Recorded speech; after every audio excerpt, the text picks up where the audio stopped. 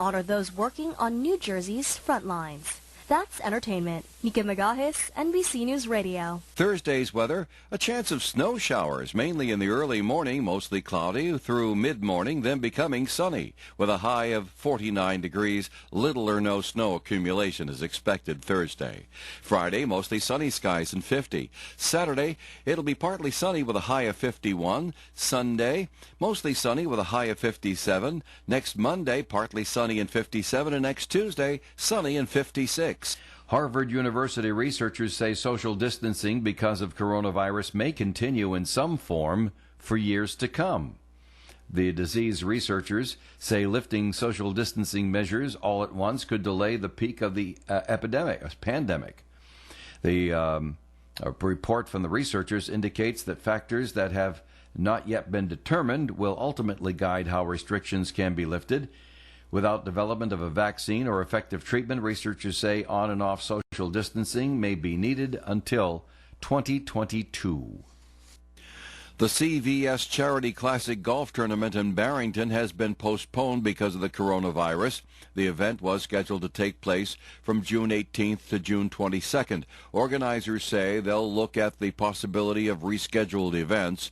This isn't the first golf event in Rhode Island to be impacted by the virus. The U.S. Senior Open at Newport Country Club, also in June, was canceled earlier this month. More details on the discovery of two people murdered who were in a vehicle found on train tracks in Providence last Friday. The Central Falls Police Department has identified the two who were found fatally shot as Hanley Bennett and Ostwald Danny Sanchez. Police say they were murdered in Central Falls. Jose Diaz Marmalejos has been arraigned on murder charges and is being held without bail in connection with those fatalities. WOON Radio, feel the spirit. Gradual clearing today with a high near 52. Tonight, a chance of some showers, mainly after 5 a.m., increasing clouds, low of 33. Thursday's weather, a chance of snow showers, mainly in the early morning, mostly cloudy, through mid-morning, then becoming sunny. With a high of 49 degrees, little or no snow accumulation is expected Thursday. Good morning and welcome to Coffee and, the longest-running panel discussion show in American radio. To make a comment or ask a question to the panel, call 401-766-1240 or email at joe@onesocketradio.com. And now let's join the Coffee and panel on ON 1240, WOON One Socket Radio. Good morning to you, and thank you for joining us on the Coffee and program on this Wednesday morning. It's April 15th, normally tax day, but that's been pushed out until, I think, July. I'm Joe Callahan.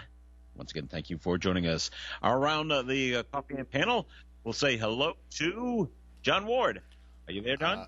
Yes, I am, Joe. I don't see anyone else around the panel here, but I guess electronically they're here. Good morning, Joe. Good morning, everybody. Good morning to you. Tim Draper from Navigant. Dave, lovely day. Tim Draper from Navigant, are you there? I am here, Joe. That's Executive Vice President Tim Draper. Yes, it is. Congratulations, Tim. Congratulations. Not really executive, but close.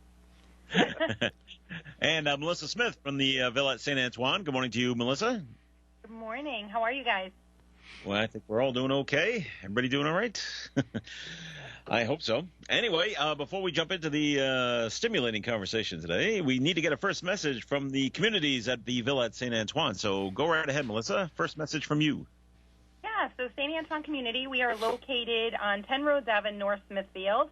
On our campus, we have 4 levels of care. We offer assisted living, we offer rehab services, memory care, and long-term skilled care. The Villa at St. Antoine is our assisted living building. It's a 76-apartment facility. We offer traditional assisted living apartments as well as a memory care unit.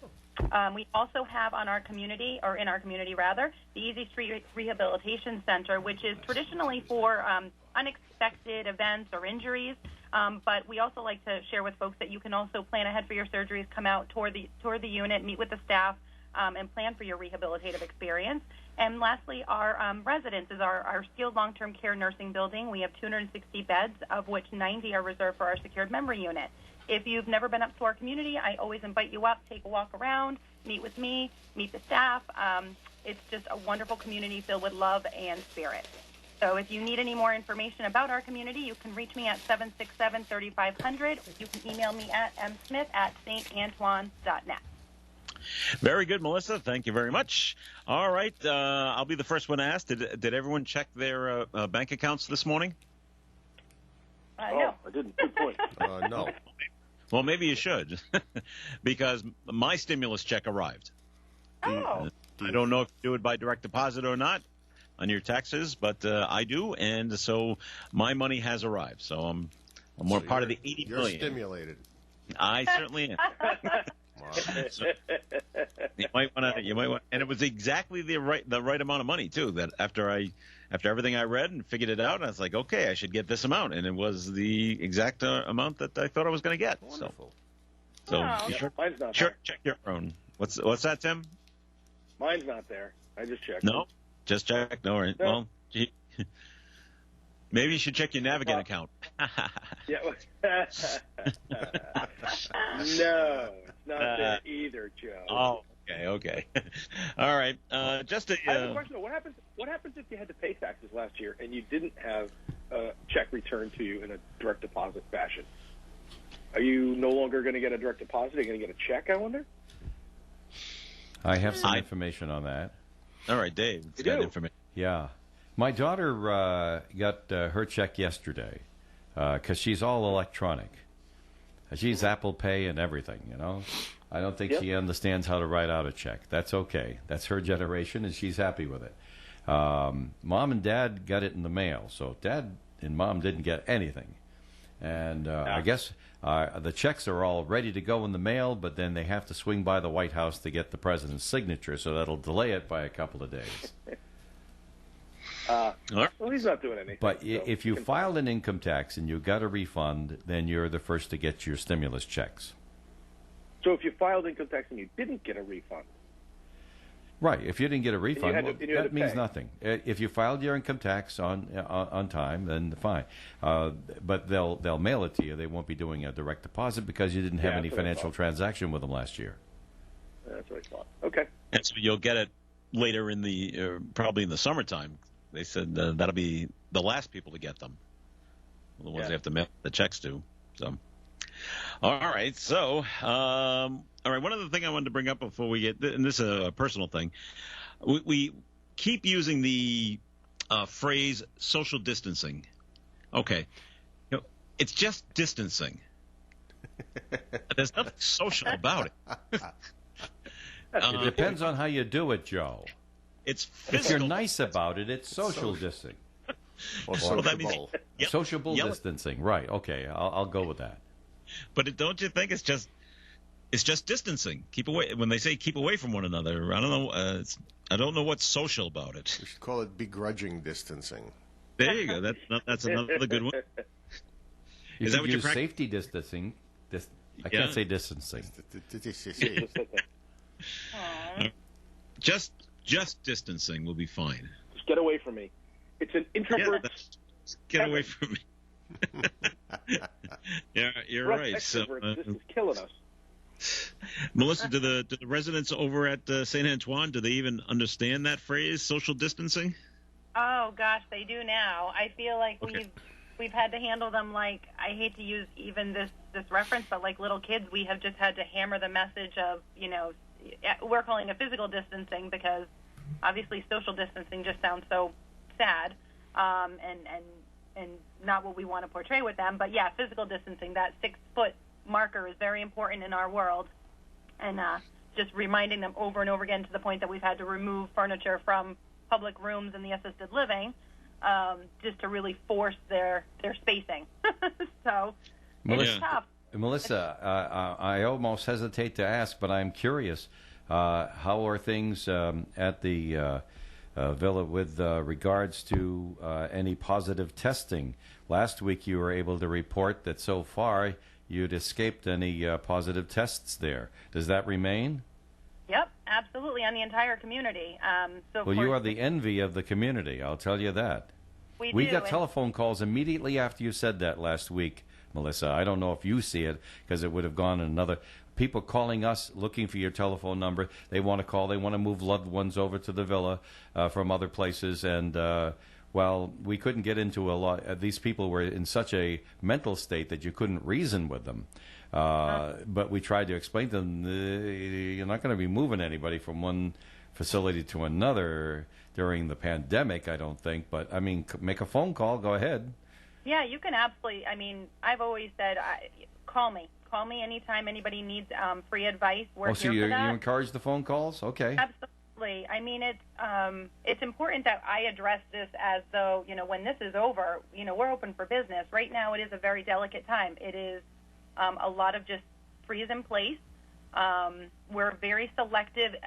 Let me separate the conversation. The skilled care community is very selective on who they're admitting in. They can't do a complete freeze to admissions because technically they offer rehabilitative care, and there are folks who have, avoided COVID-19 out in the community, who've had a fall, who've had a stroke, who need rehab. Where are they going to go? So you certainly can't, I guess, close the doors to those folks who are COVID-free. So the screening process with the hospitals right now is a two-step process. So they're going through a double COVID screening before they're released from the hospital, and then when they arrive with us, if we accept them, they go into a 14-day quarantine. It's not ideal. It's very sad, but the alternative is you're sending someone home who just fell and broke their hip to a home environment, maybe with their children who are not, equipped to handle that recovery for them. So a lot of rehab facilities in the state have had to open up to those types of admissions. We have just been very careful in how we're handling them. We have gotten a lot of calls about transfers. Unfortunately, that's not really an option because I can't guarantee how other facilities are handling their ins and outs of their facility. I mean, we get state instructions. We hope everybody's following them accordingly. I believe they're all following them accordingly, even the facilities who've had COVID-19 cases in them. I know folks that work there. They're good people. The fact that it's entered their building is not necessarily their fault. Right. Times, but I think families are panicked, and there are some who have reached out and said, I'm pulling my loved one home. We have in-depth conversations with them to say, why don't you consider all of these reasons first before you pull them? Because once you pull them, you can't have them come back. So you can't change their mind. Because once they're out of our facility, until this is over, until we're out of the woods, we can't welcome them back. So we don't want families to unnecessarily bring them home and then be in over their head with thinking they can provide care that they can't. And then the transfer thing between facilities is like I said, it's tough because you want to help, but it's very limited in what we can offer. It's just a tough time. It's not at all how we want our industry to be perceived. Normally it's welcoming arms, come in and we'll help you, we'll take care of you, and right now we have to be very selective and careful. Well, anyway, congratulations on the fruits of your efforts somehow, and I wouldn't at all think anything differently of you if you had to report something different next week. But remain... I have scripts available every week. I do a weekly newsletter out to our families in our community, and I have two ready to go. One is announcing the unfortunate arrival of it, and the other one is basically celebratory. I mean, it's a tough time, but we're kind of straddling. We're waiting. We're testing every day. Yeah. But I mentioned this last week. We're also in peak allergy season. We're at the tail end of flu season. We're in the midst of pneumonia. There's all of these other factors. The symptoms all mirror COVID, so we are actively testing on a regular basis, but it's totally precautionary. And we just are lucky. We close our eyes, cross our fingers every day, and they come back negative. So 5 weeks in, it's a blessing. It is. Have you seen the new spit test we were told about on our radio news? We've heard of it. I don't know whether that'll ever be used as an accurate form for our population, for that elderly. I think they're always going to lean towards doing the send out accurate test of the nasal. I'm led to believe there are some errors with that test result, but it's a quick and dirty thing that you do in the field. Exactly. Yeah, we're approaching the idea of the rapid testing for staff because the state is instructing, staff that is not confirmed COVID-19, as long as they're in PPE, could continue to work, which we're actually not even taking that advice. We're keeping them out until we have positive results back. or I should have said that are pending results, and we're actually making sure that they stay out till we have positive results. But yeah, even just with their early test and doing the two-step process, I don't even feel like you can trust the rapid test. You have to wait for the full result to come back, and that's like a 4 or 5 day grace period. Well, congratulations for lasting this long. Thank you. Thank you. Yeah, that's fantastic. We did have a couple of messages that were called in before the show even started. So Dave has those in his hand. So, Dave, let's go with the first one about the movie. Yeah. A listener called in and asked me to transcribe some messages to deliver to the panel this morning. And the first one was, has the panel seen the movie No Safe Spaces with Dennis Prager and Adam Carolla? I understand it's not in movie houses. It wasn't on television, but it's available on the web at nosafespaces.com. Dave, I did do a little research on this because knowing who Adam Carolla is, I thought it was going to be a comedy. It's actually a documentary that they filmed in Arizona, asking college students and others at colleges about the safe spaces on campus. So that's what I know about that movie. I have not seen it. Is that more about like the relationships and things between people, or is this health-based?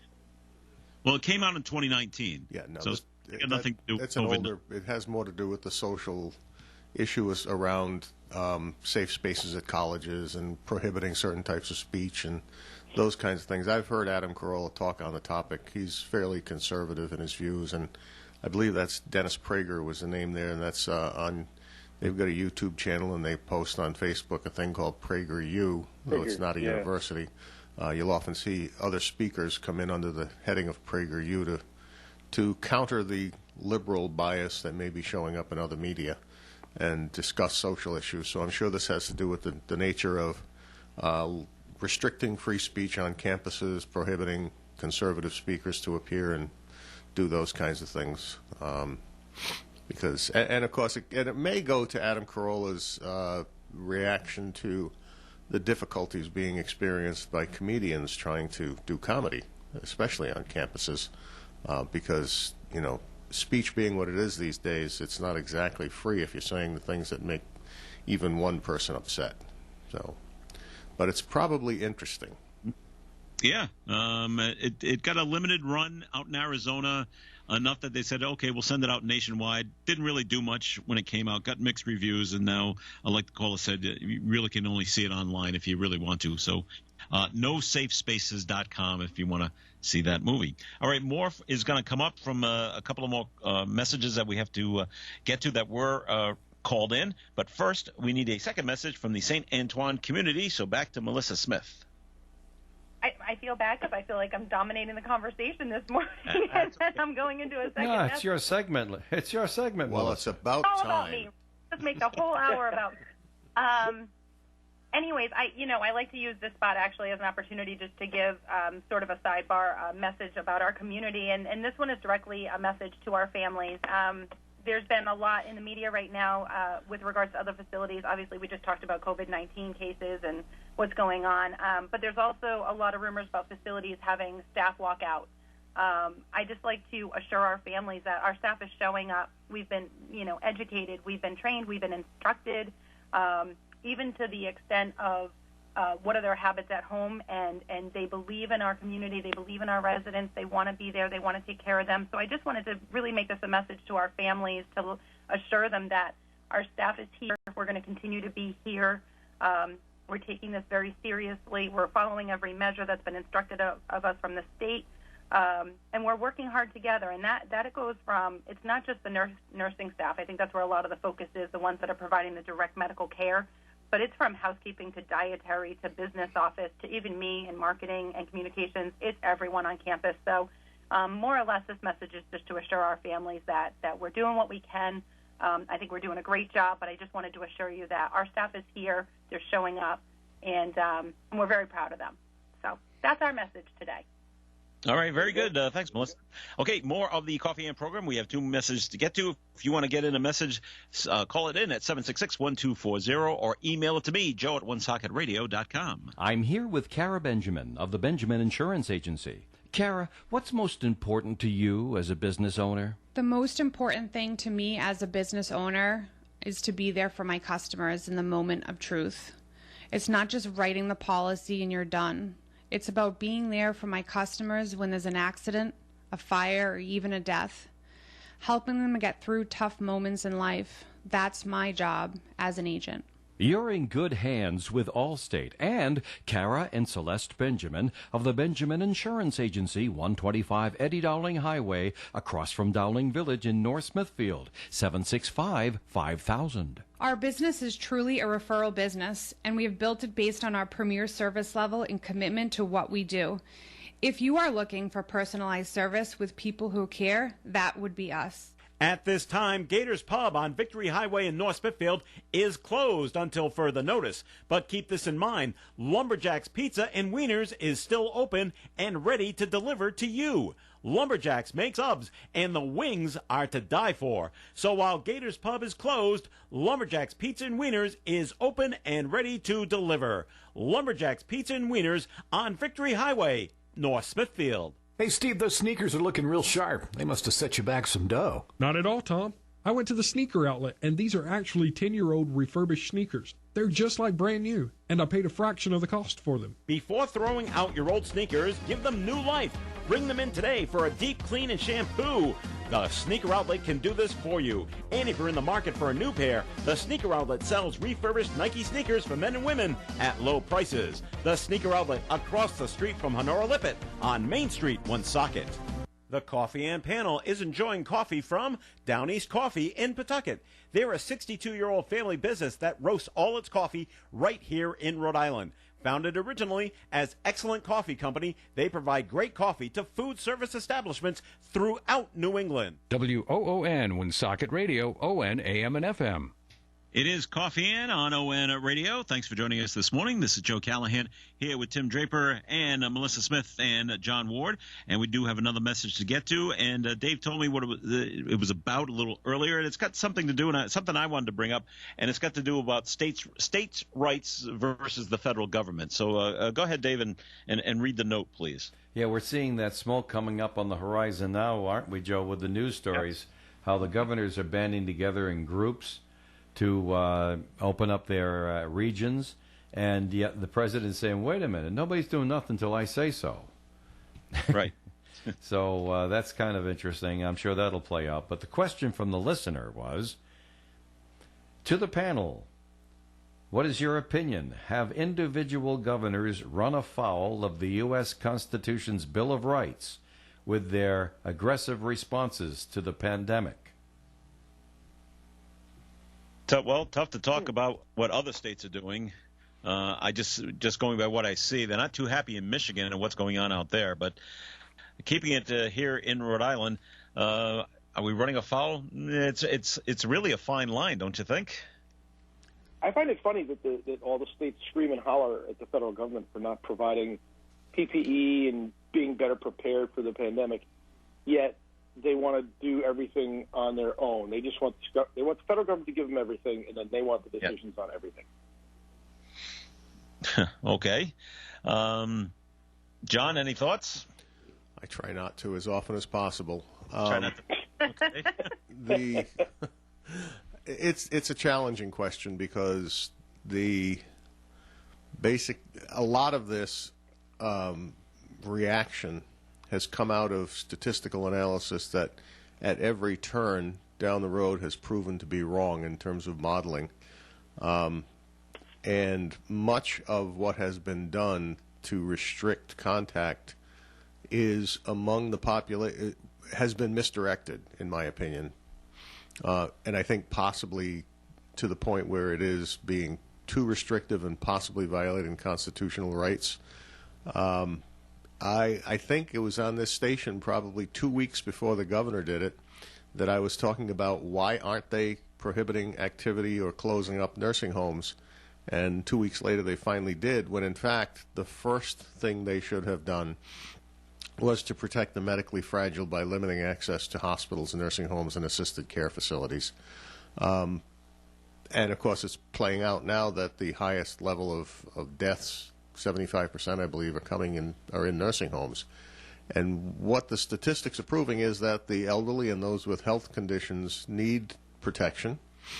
And I have no quarrel with devoting all of the state's resources to protecting people who are at risk, whether it be people who are suffering from diabetes, people who are elderly and have conditions. But to say that every person must do certain things, and I'll use as an example, the governor saying if you even travel to a supermarket out of state, coming back into the state, you are required to self-quarantine for 14 days. And as she was saying that, I was sitting at a gasoline station 25 feet from the Rhode Island border in Massachusetts. And that ain't going to change, and I ain't going into a 14-day quarantine. I was in my car. I used gloves to pump the gas. I went home. That was the extent of my exposure, was to the air in Massachusetts. The prevailing winds that day being from the north. When I went back into Rhode Island, I was breathing the same air I was breathing in Massachusetts. Okay. It's gone to an extreme, I think. And now this thing where they're not going to allow you in a store if you don't have a mask. You have to wear a mask at work, despite the fact that I'm sitting 15 feet away from the closest person in a private office. We don't have any public coming in and out of the building. It's a limited number of people who are the same people coming in each day, who are also isolated at home. It's become a bit extreme, and it's going to crush the economy very shortly. Now, that doesn't go necessarily to the question of individual rights, but it does go to the question of individuals' rights to conduct commerce. And make choices for themselves about safety, and allow customers to make choices about safety. And I don't think necessarily that. I think we're getting to the point where the time frame involved in this restriction becomes an excessive burden and takes away too much from individual rights. Now, as to the 6 states getting together to talk about planning to reinvigorate business at some point, good luck to them. Because I dare say, I'll stick to my position, there's still going to probably be more bankruptcies across the country than there will be deaths, because a lot of businesses won't be able to come back out of this. And when they do, they're going to find that their amount of business they're doing is significantly lower, because so many people will not want to go out into public. They'll be afraid. But I think they don't have to wait for the president to do it. Because among the Bill of Rights, and this is where I thought that question was going, but apparently not. Among the Bill of Rights is the 10th Amendment that says the power is not delegated to the United States by the Constitution, nor prohibited by it to the states, are reserved to the states respectively or to the people. And I don't think the states ever gave up control to the federal government for restrictions on commerce within their own borders.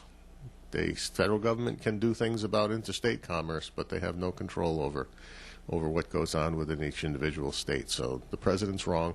The governors are right. They should come up with a plan, and they should start immediately instituting procedures that will allow businesses to come back open. Just to let the panel know, it's being reported this morning that New England Patriots owner Robert Kraft is joining President Trump's team, helping to decide when to reopen the economy. Oh, speaking of President Trump, I thought he was going to get together with President Trump to figure out how to punish China for sending him defective material. But speaking of President Trump, apparently it was just announced that he is going to stop all funding of the World Health Organization temporarily. Yes. Yeah. And that, and I think there's something to be said for that, because they have not acted as a reputable party in all of this, with their allegiance too strongly directed towards the interests of China, to the point where the WHO and the United Nations still do not recognize Taiwan as a separate nation from the People's Republic of China, and therefore when they offer assistance to China, it only goes to China, not to Taiwan. And that fact alone means that they're willing to punish a population over political considerations, and that's not what the United Nations is for, and therefore I have no disagreement with him defunding WHO and finding other ways to provide resource for health care. Now the governor of Rhode Island signed an executive order, so starting on Saturday. Now, Melissa, you're already doing this at the villa. You're all wearing masks, correct? Okay. Oh, yeah. Now the governor has put out the executive order. If you have face-to-face contact, if your business has face-to-face contact with customers, then the business people have to wear masks. Like, so I guess and the customers have to if they're going into the stores. I thought you said encourage the customers to wear a mask. They don't have to, but it was just the business. Tim, what do you know about that? Well, we had a rather interesting debate about that yesterday because of the way her executive order was written.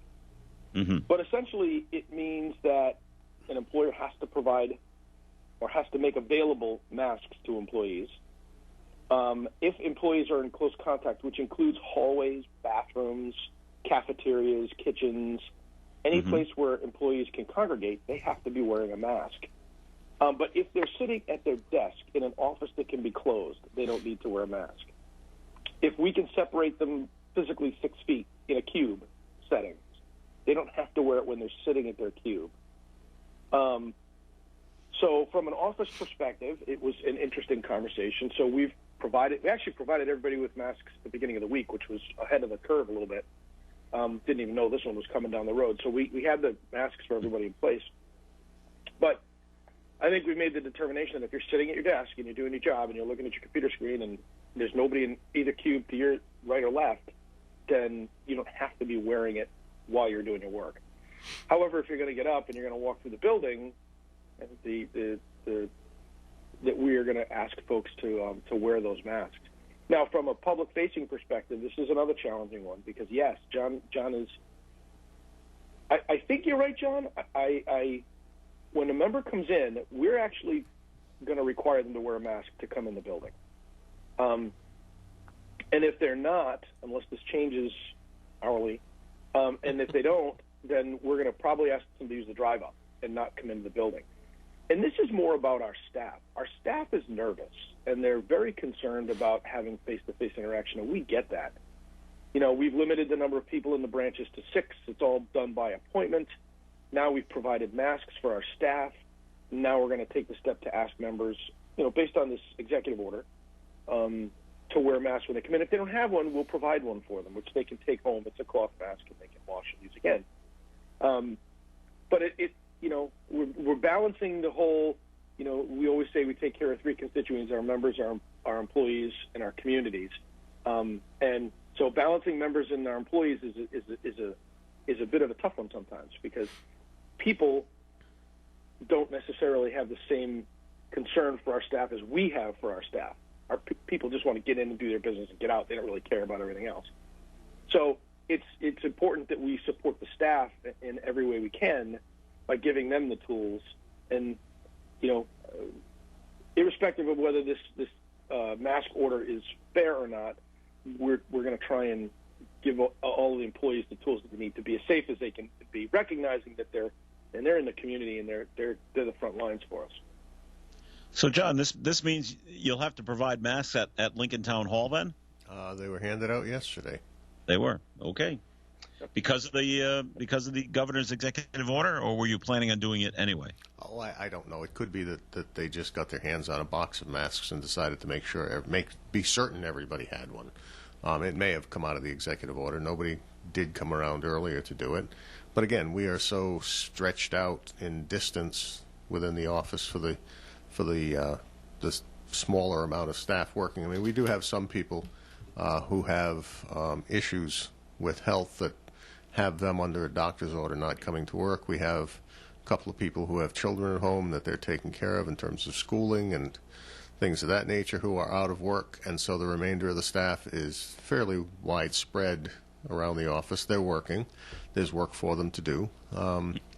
It's limited because of our public interaction is through a drop box outside or by appointment in a very, very limited way. And I mean very limited. Matter of fact, I can't think of a day when I saw somebody from the public come into the office If they have a large package, somebody masks up, puts on gloves, goes outside, picks up the package, and brings it in.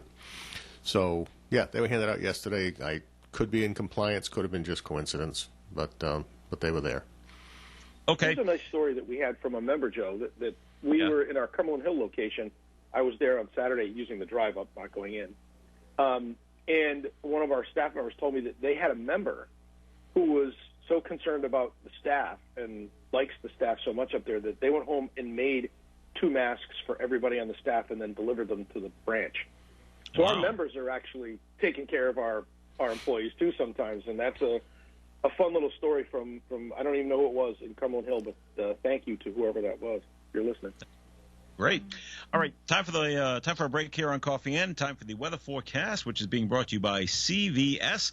Today, cloudy skies. Showers are likely, mainly before 11. We will have gradual clearing this afternoon. High temperature will be near 52. Tonight, increasing clouds. Low temperature around 33. Thursday, mostly cloudy through mid-morning. There is a chance of some snow showers in the morning. Then becomes sunny in the afternoon with a high near 49. Outside night, mostly clear, low of 31. Friday, mostly sunny, high near 50. Saturday, a partly sunny day and a high near 51. And outside the Navigant Credit Union broadcast studio at the corner of Park Avenue and Kennedy Street, where we have cloudy skies. Dave, what temperature do we have? 43 degrees, Joe. Thank you. Get free 1 to 2 day delivery of prescriptions and store essentials from CVS. Visit them online or call your local CVS to learn more. Restrictions apply. More Coffee Ants coming up. Stay tuned. In order to promote safety and observe social distancing, Vo's True Value Hardware on Cumberland Hill Road has regrettably locked the front door to the store. But we are still open for business. We're inside the store and we'll bring anything you want out to you.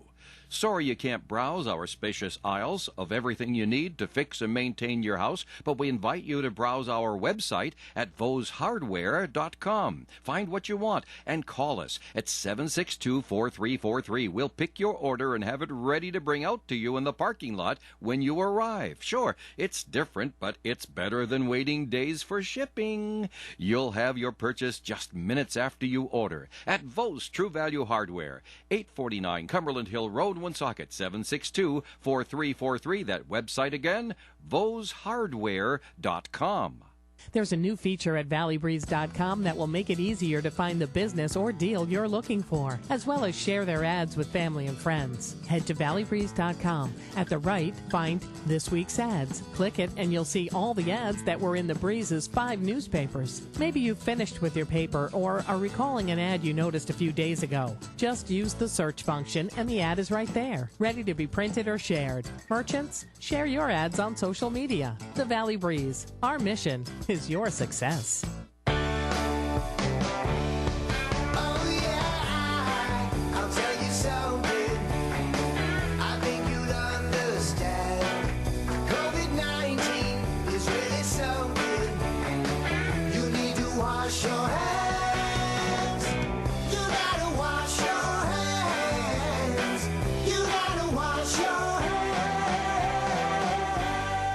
Just a reminder from your friends at ON Radio. ON cares. And that is clever. Dave, who did that parody? Some friends of mine in Iowa. Okay, you got to wash your hands. Did the musical part, and I decided to use it on the air. I asked their permission. I decided to use it on the air with a little tagline there. That's clever. All right, it's Coffee In on ON Radio. This is Joe Callahan. I'll tell them you'll like it. Good. Here with Melissa Smith and John Ward and Tim Draper. And Tim, time for your first message from Navigant Credit Union. Thanks, Joe. Hey, John, you'll be happy to know that commerce is still going on. I know. Folks, right now,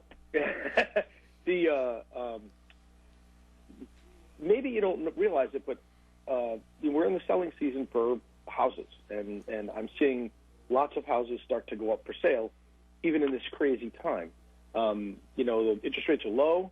Your opportunity to get into either your first home or your next home, those opportunities are still there, and the time is really good. So we have our online loan application. So if you find the house that you like, and a lot of people aren't necessarily able to go into houses these days with big open houses on Saturdays and Sundays, but if you find that house that you like, give our team a call at navigantcu.org. Or go online, navigantcu.org, or call us at 233-4700. And, we'll start you through the process. Everything is really kind of done online these days from the application standpoint. You get all your documents together, upload them, and then we work through most of that process on the back office and electronically. If you need a hand, of course, you can always call us and, like you said, make an appointment to come on in, and we can take that application for you. But don't let this current environment change your mind about purchasing that home. If it's something that you really had in mind for this spring, by all means, get started on the process. And join us in navigancecu.org or 233-4700. Give us a call. May I interject here, Tim? Yes. Paul Vanas is a real estate man who has a program on Friday afternoons here, and he's very, very busy. And selling houses left and right, and of course you're on top of everything else they have to do. Your loan people. And can I just stop here to brag on my friends at Navigant 2 with the service that I've been getting as a member and as a business owner. You guys were right there and held my hand from day -2 to applying for government assistance to keep every one of our people employed and paid. And we signed all the papers. That form changed 3 times after I signed it. And just, okay, time to sign another one, Dave, and let's get this one back in front. But it's all concluded and everything is done with the help. I cannot overemphasize to the people who are listening that what a different experience is. If you're a customer, that's one thing. But you're a member at Navigant Credit Union, somebody grab you by the hand and say, okay, this is what we need to do. How can we help you with that? And they follow you through to the end. You don't get that at banks. You don't. It was about a 3-week process for you, Dave, right? I think from what I try to remember, 3 to 4 weeks. 3 weeks from talking about it, but from actually doing it was only 10 days. Yeah, the number of applications, and that was with all the delays because for the first week, the rules changed. So the first application I put in, right up front, first in line. Oh, I don't know, it was like the first few thousand in line. You were close.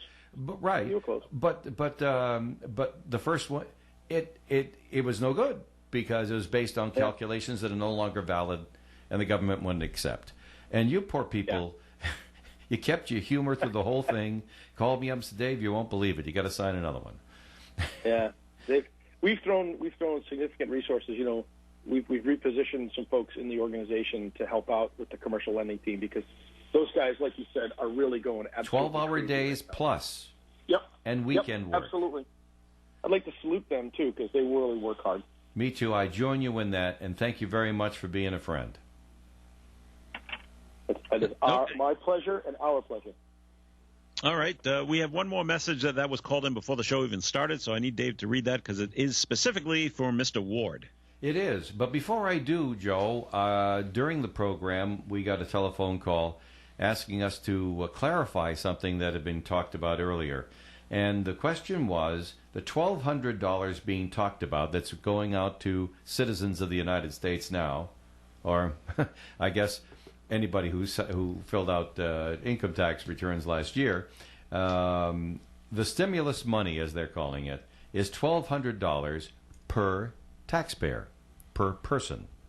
Plus, you get additional $500 tacked on for dependents in your household. So, it's per person, not per house. All right, now that we've cleared that up, here's the question. Mr. Ward and panel, given the enormous expense of the public school system, and given the relative successes enjoyed by home learning, should the public school system be dismantled and replaced by home learning? Oh. John, your voice changed. I'm sorry. I think that's Melissa couldn't contain herself. No, she had an opinion right away. Why, Melissa, do you say no? Because the kids will be home, huh? I didn't mean for that to slip out. Absolutely not. I can't even tell you. I think everyone in my town, and I'm sure other towns would agree, the value of our teachers and our system. But the social component is critical. The sports program, middle school, at least speaking from that perspective, the lack of that component is critical. Music, critical. All of these things, you need to be in person. You need to engage. You need to touch. You need to talk. Just no, it cannot replace it. Sorry, John. Go ahead. I think you answered the question very well. No, I mean it's you have firsthand experience at this that I've not had in my life because my kids went off to school.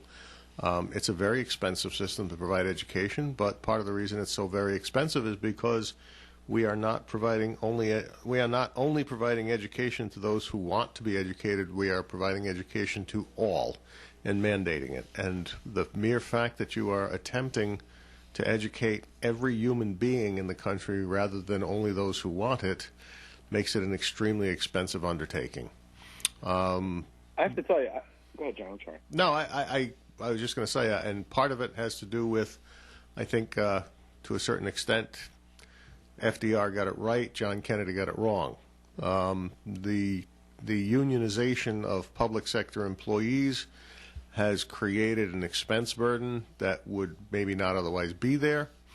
It's very difficult. And I'm not even going to say it has so much to do with the pay scale as much as the expensive benefit components to it that are once granted because at the time they were cheap benefits become so expensive as to be an undue burden.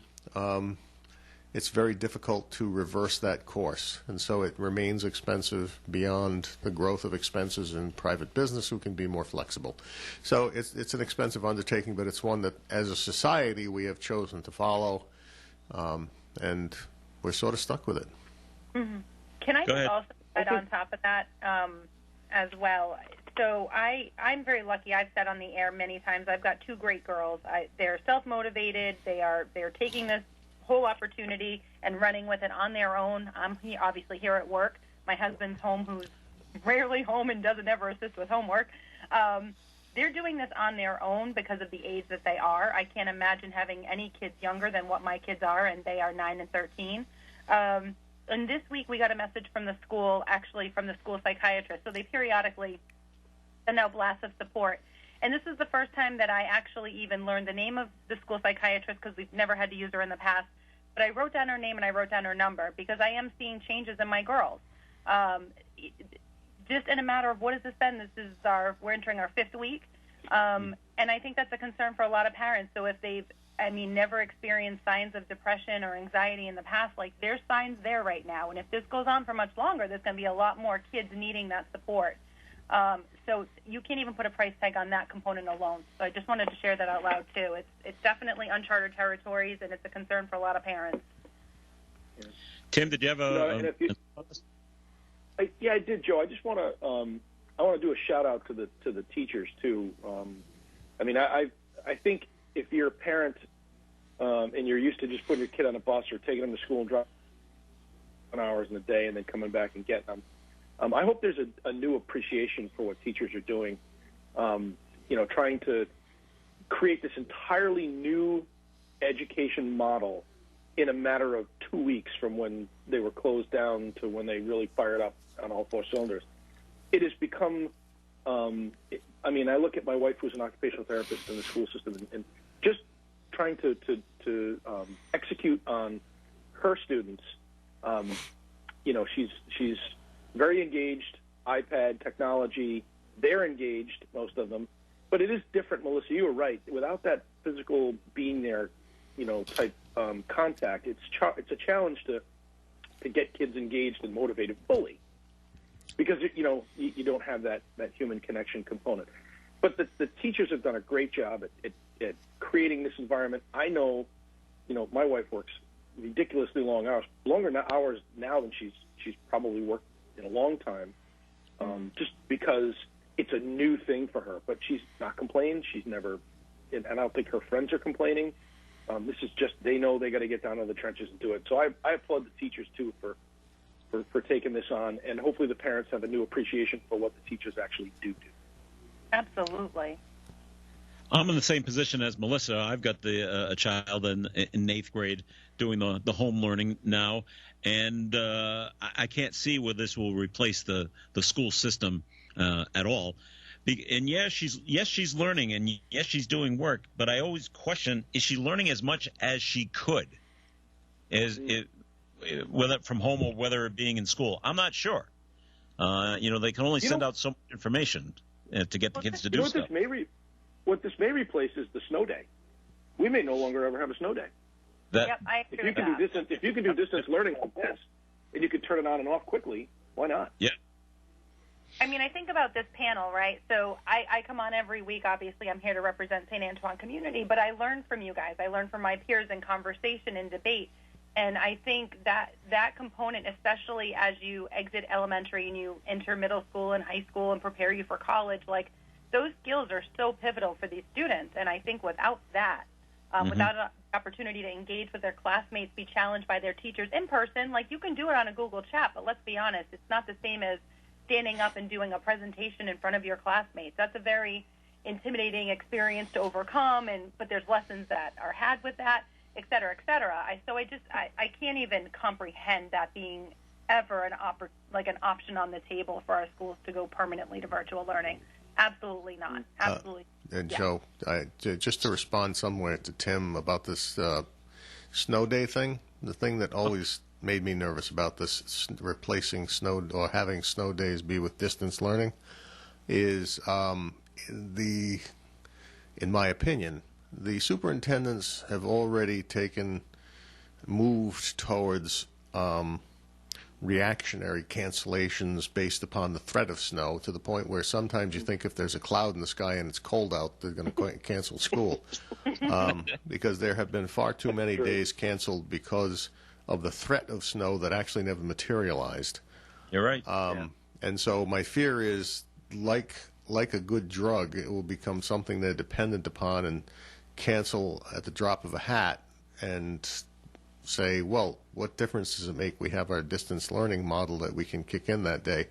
But and though I appreciate all of the effort of all of the teachers and all of the administrators trying to make this work, I am determined at the end of all of this to see the statistics about attendance and the statistics about participation, and to see what kind of results we get, because I'm confident that there will be much success, as there is now, among those who are truly interested in getting educated and will do it very well.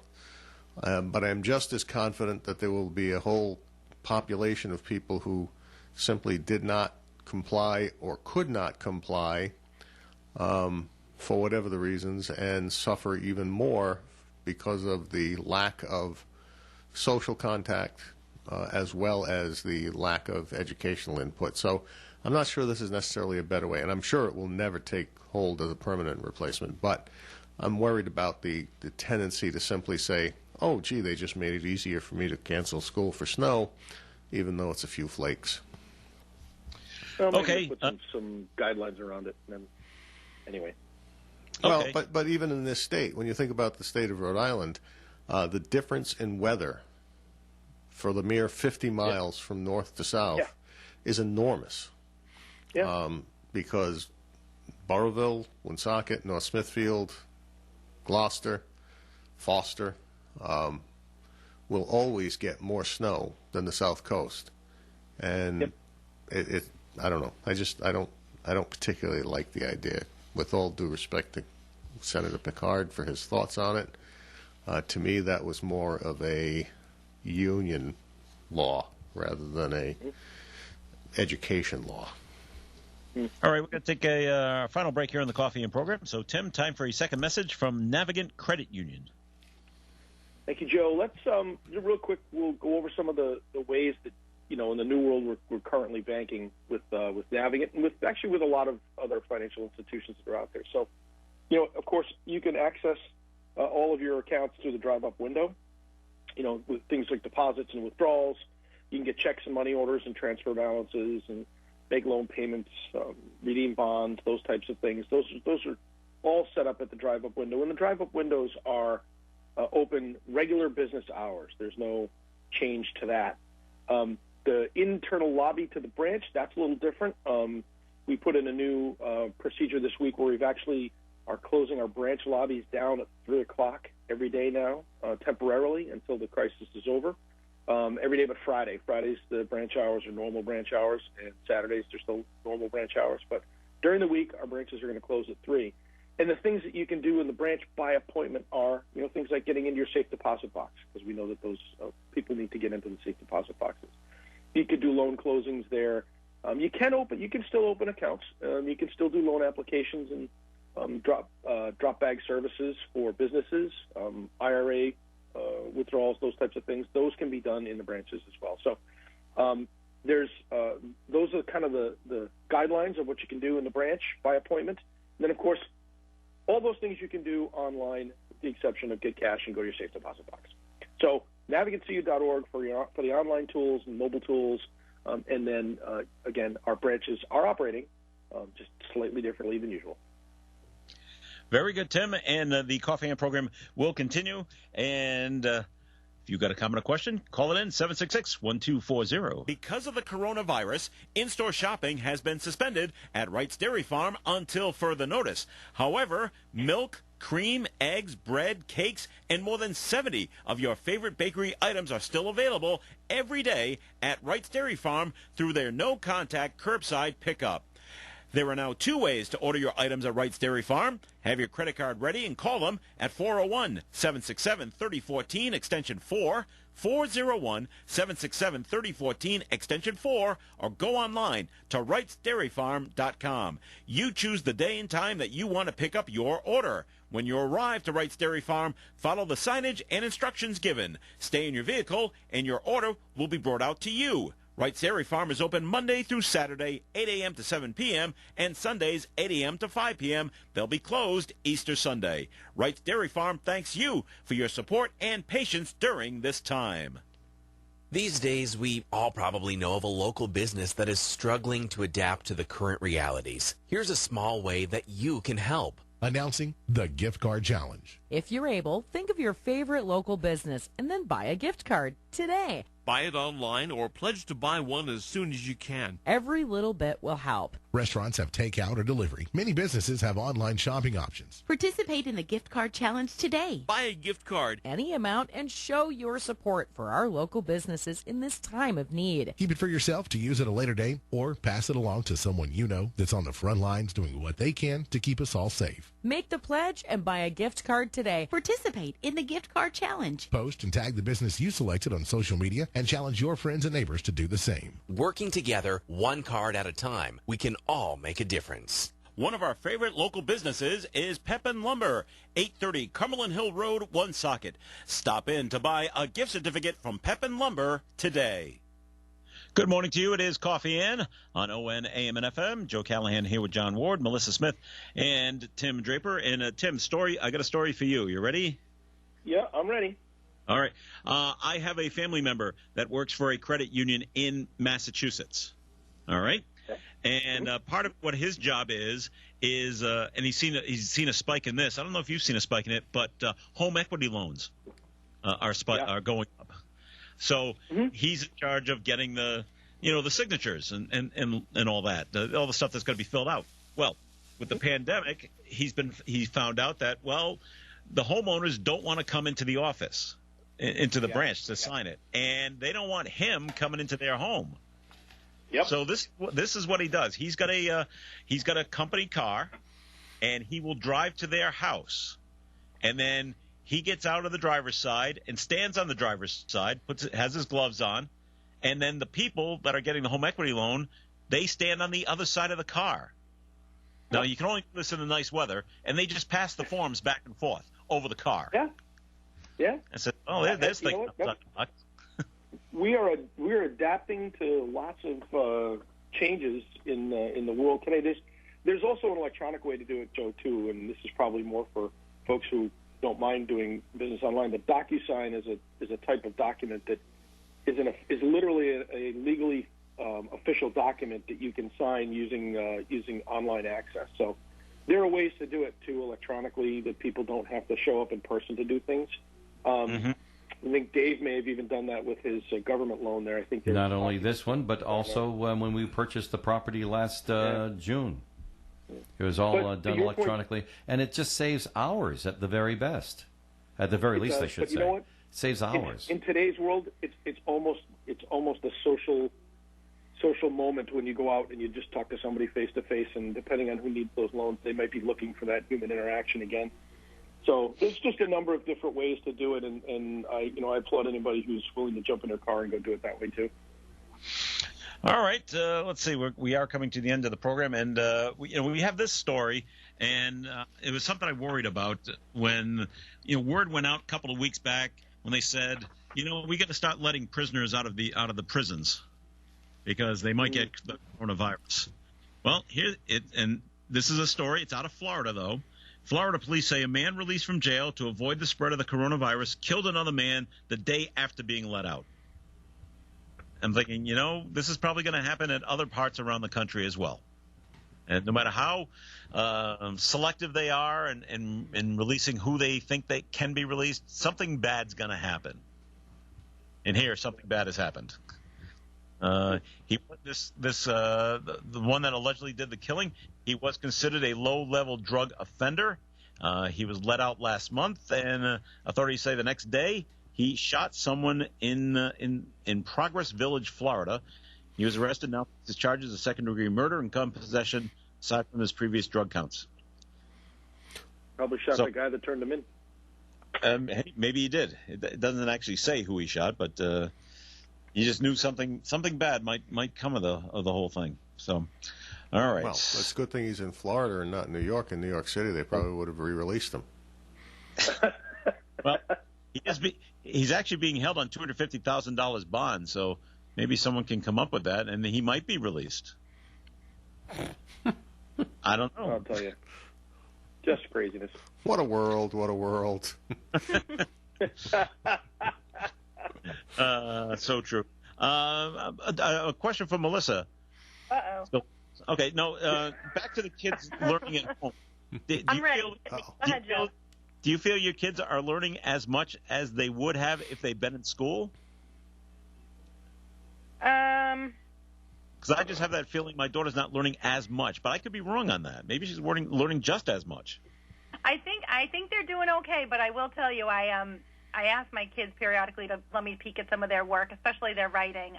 They're both pretty good writers, but I know my youngest is a terrible speller, and everything's through the Chromebook. So I was reading one of her articles this morning for her health class, and she got an A on it, or a 4 out of 4, whatever the the new way of grading is, and I had to laugh out loud. I'm like, Emily, everything is beautifully written and spelled. I'm like, did you copy and paste into this document? Like, how, where did you come up with this? It's beautifully written. And she said, no, Mommy, it's all my words. And I did challenge her on the spelling, so I forgot what the word was. Anyways, I asked her to spell it for me, and she couldn't. And I realized there's spell check. Autocorrect. Yep.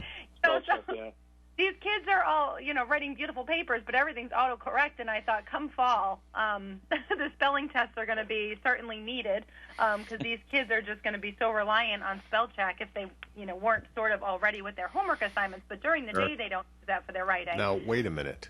They're already dependent on calculators that I didn't have when I was in school, and you had to remember formulas. And now that they have the calculators and computers, everyone says, so what? It's just a tool. So I guess the question is, if somebody else can keep the dictionary, you don't have to keep it in your head, and it's going to fix it for you, and not only for words, spelling, but for grammar. Eventually someone's going to say to you, what's the big deal? Right. Technology can take care of that. That's why they don't write in Google. That's why they don't write in cursive anymore. Oh, yeah. Just not needed. Gone. Yep. All right, so we